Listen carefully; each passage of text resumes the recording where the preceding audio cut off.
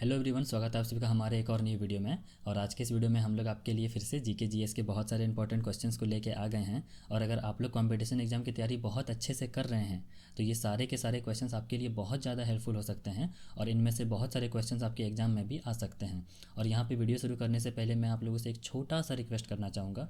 हमारा ये जो चैनल है ये भी काफ़ी ज़्यादा छोटा है और यहाँ पर लोग वीडियो तो देखते हैं लेकिन हमारे छोटे से चैनल को कोई सपोर्ट या सब्सक्राइब नहीं करता है। तो हो सके तो आप लोग हमारे इस छोटे से चैनल को सब्सक्राइब जरूर कीजिएगा और वीडियो पूरा देखने के बाद एक प्यारा सा कमेंट भी कर दीजिएगा।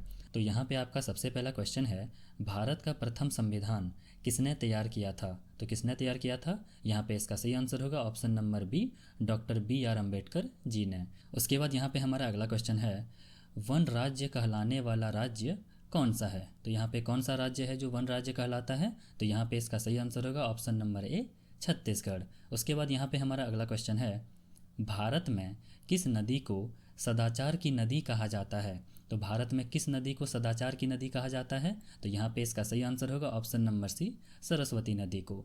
उसके बाद यहाँ पे हमारा अगला क्वेश्चन है, मौजूदा में भारत का प्रधान न्यायाधीश कौन है? यहाँ पे 2026 की बात हो रही है तो यहाँ पे इसका सही आंसर होगा ऑप्शन नंबर बी, न्यायमूर्ति सूर्यकांत। उसके बाद यहाँ पे हमारा अगला क्वेश्चन है, भारत का पहला उपग्रह कौन सा था? यहाँ पे पूछा गया है कि उपग्रह कौन सा था। तो यहाँ पे इसका सही आंसर होगा ऑप्शन नंबर बी, आर्यभट्ट। उसके बाद यहाँ पे हमारा अगला क्वेश्चन है, भारत में जीएसटी कब लागू हुआ था? तो भारत में जीएसटी कब लागू हुआ था? यहाँ पे इसका सही आंसर होगा ऑप्शन नंबर बी, 1 जुलाई 2017 को। उसके बाद यहाँ पे हमारा अगला क्वेश्चन है, भारत की पहली महिला प्रधानमंत्री कौन थी?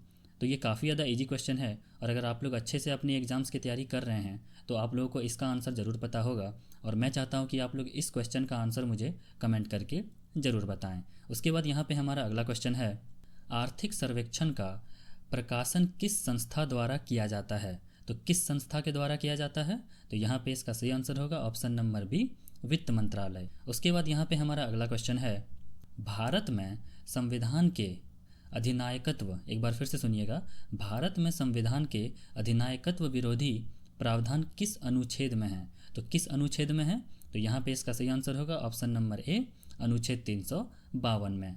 उसके बाद यहाँ पे हमारा अगला क्वेश्चन है, भारत के केंद्रीय बजट को पेश कौन करता है? तो भारत का जो केंद्र बजट होता है वो यहाँ पे कौन पेश करता है? तो यहाँ पे इसका सही आंसर होगा ऑप्शन नंबर बी, वित्त मंत्री। उसके बाद यहाँ पे हमारा अगला क्वेश्चन है, भारत के संविधान में मौलिक अधिकारों की गारंटी किस भाग में है? तो किस भाग में है? यहाँ पे इसका सही आंसर होगा ऑप्शन नंबर बी, भाग 3 में। उसके बाद यहाँ पे हमारा अगला क्वेश्चन है, भारत की पहली महिला विमान पायलट कौन थी? तो यहाँ पे पहली महिला विमान पायलट कौन थी? यहाँ पे इसका सही आंसर होगा ऑप्शन नंबर सी, सरला ठकराल। उसके बाद यहाँ पे हमारा अगला क्वेश्चन है, किस योजना को भारत सरकार ने किसान कल्याण हेतु 2020 में शुरू किया था? तो किस योजना को शुरू किया था? यहाँ पे इसका सही आंसर होगा ऑप्शन नंबर ए, पीएम किसान योजना। उसके बाद यहाँ पे हमारा अगला क्वेश्चन है, भारत में सर्व सुविधा केंद्र की अवधारणा किस योजना के अंतर्गत आई? तो किस योजना के अंतर्गत आई? यहाँ पे इसका सही आंसर होगा ऑप्शन नंबर सी, जन सेवा केंद्र।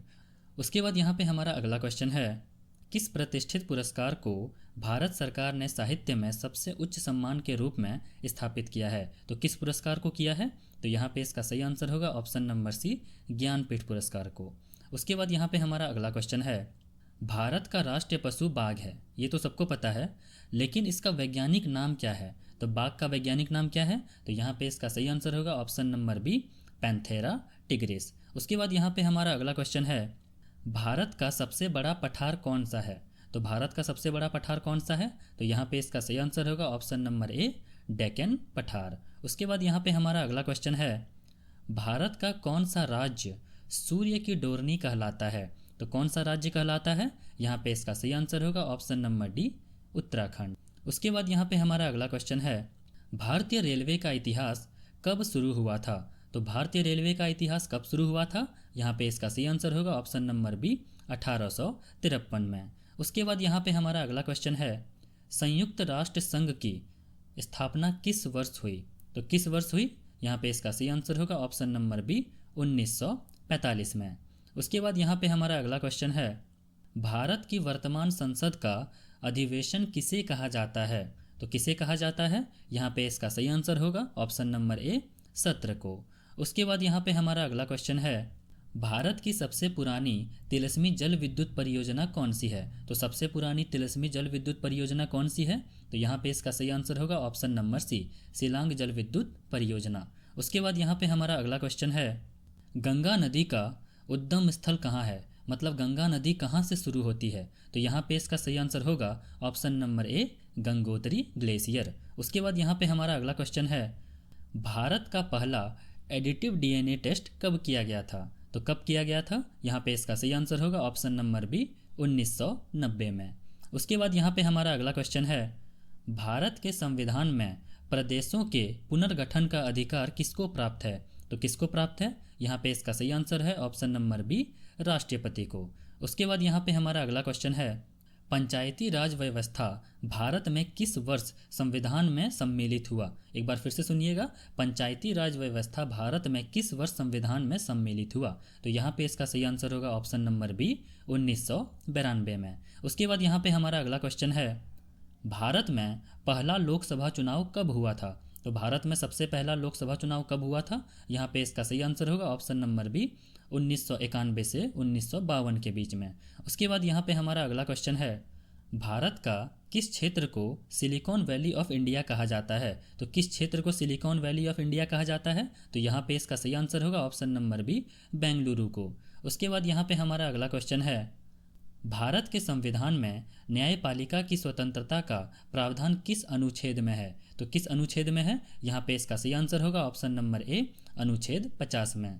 उसके बाद यहाँ पे हमारा अगला क्वेश्चन है, सत्यमेव जयते भारत के मूल संविधान में किस सूत्र से लिया गया है? तो किस सूत्र से लिया गया है? यहाँ पे इसका सही आंसर होगा ऑप्शन नंबर सी, मुंडक उपनिषद से। एक बार फिर से सुनिएगा, मुंडक उपनिषद से। उसके बाद यहाँ पे हमारा अगला क्वेश्चन है, भारत की पहली महिला मुख्य न्यायाधीश कौन थी? तो कौन थी? यहाँ पे इसका सही आंसर होगा ऑप्शन नंबर सी, फातिमा बीवी।